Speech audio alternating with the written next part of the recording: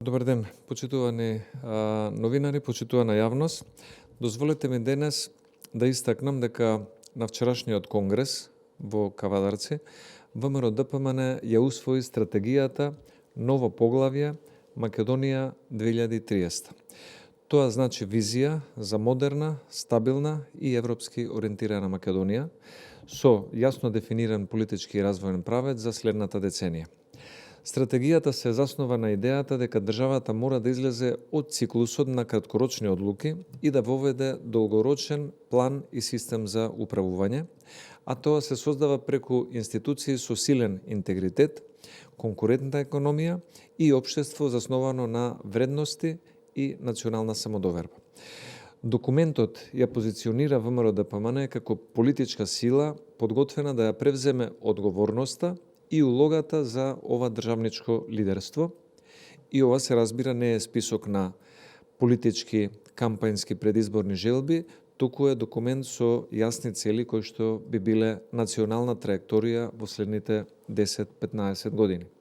Клучната амбиција е оваа стратегија Македонија до 2030 година да стане земја што создава стабилност, економска додадена вредност и институционална зрелост, со национален идентитет што се почитува, а не се условува дневно политички. Стратешката рамка за 2025-2030 година ги содржи 6 клучни стожери што ќе водат развој на државата. Прво, државната безбедност.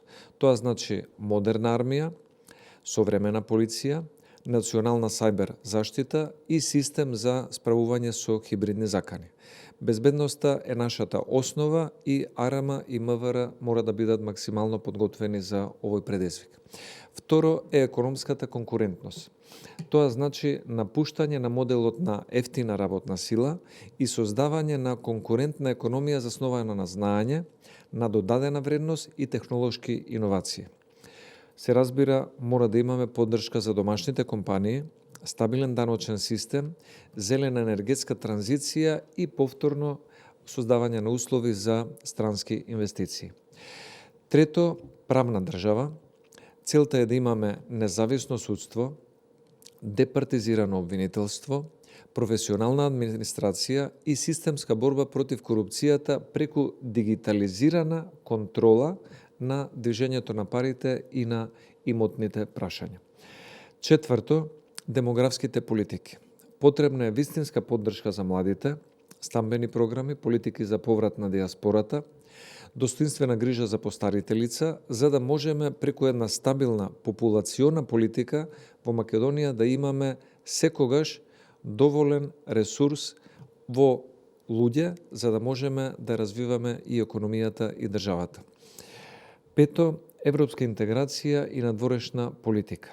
Партнерствата со јасни црвени линии ни се најбитен дел, затоа што ние како политичка партија сме определени за Европската унија како еднаков партнер без дополнителни билатерални условувања кои што би го допирале идентитетот или националната самобитност на македонскиот народ и на државата. И шесто, образованието, културата и идентитетот. Мора да вложуваме во модерни програми, дигитален дел на културата исто така и на образованието, поддршка за науката, заштита на македонскиот јазик и неговата промоција, бидејќи без силна култура и образование не би имале толку силно општество и промоција на нашите одлики во европско ниво. Дополнително стратегијата носи нови теми што ја подготвуваат Македонија за иднината и оваа национална стратегија обрнува внимание и на вештачката интелигенција како еден нов дел од технолошкиот надпревар не само во Европа, туку и на глобално ниво.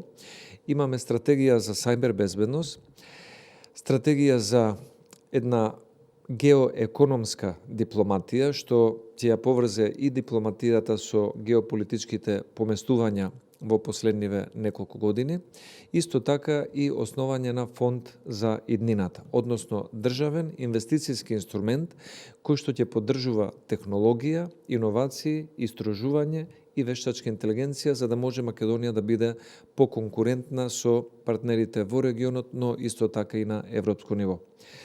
Почитувани новинари, почитувани граѓани, нашата визија за Македонија 2030 година е јасна. Тоа е држава која што има брза и растечка економија, држава со институции кои што имаат интегритет, има функционална демократија, држава со европски идентитет и национална самобитност како дел од европскиот мозаик и држава што инвестира во знаење, во култура и во генерациите што доаѓаат. Ова е повик за ново поглавје на стабилност, развој на Македонија и државничко водство. Македонија може и мора многу повеќе.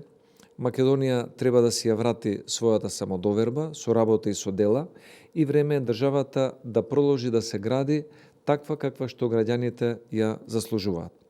Ви благодарам на вашето внимание и доколку имате прашања, повелете, расположени сме за одговори. Господин Рушевски, во рамките на договорот за стратешко партнерство меѓу Македонија и Обединетото кралство, има одредби за економска соработка, за политичка, за инвестиции. Да. Сега, во јавноста доста кружат информации на различен карактер, дека во рамките на тој договор би било предвидено во Македонија да се градат некакви бегалски кампови или кампови за мигранти, во кои би престојувале оние кои би биле насилно депортирани доколку не би добиле азил во Велика Британија. Да. Колку е сето ова, сите овие тврдења, дали има некоја вистина? Јас би потенцирал неколку работи. Прво, договорот за стратешко партнерство помеѓу Македонија и Велика Британија е еден од подобрите и посериозните документи кои што го имаме постигнато со сериозна држава како Британија и предвидува заедничка соработка во инвестиции, инфраструктура, безбедност и економија. Второ, со овој договор за стратешко партнерство предвидени се одредени средства со кои што ќе се гради во Македонија инфраструктура. Точно, во Македонија ќе се градат железници, ќе се градат автопати, ќе се градат здравствени и енергетски инфраструктурни проекти, но за жал на опозицијата која што се обидува да спинува, нема да се градат било какви бегалски кампови. Британија, откако излезе од Европската Унија, со сите земји од Западниот Балкан, но и со самата ЕУ, склучува вакви договори каде што Британија ја враќа легалната основа на Frontex, таму каде што Македонија и земите членки на Европската Унија, земите кандидати имаат легална основа за борба против организирана нелегална миграција и заштита на границите, тоа го прави Британија со овој дополнителен механизам кој што е комплементарен со Frontex.